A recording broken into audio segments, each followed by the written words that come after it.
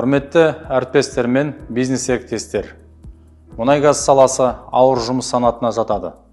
Біз жауапкершілігі мен қауіптілігі қатар жүретін жұмыстарды атқарумен ел экономикасының дамуына зор үлес қосып келеміз. 28 сәуір дүниежүзілік еңбекті қорғау күні.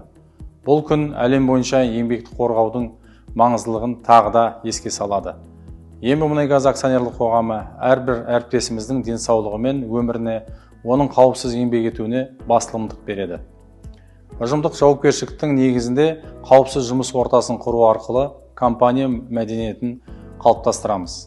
Еңбек қауіпсіздігі саласындағы жетістіктерімізбен тоқтамай, осы бағыттағы жұмыстарымызды атқаруымыз қажет.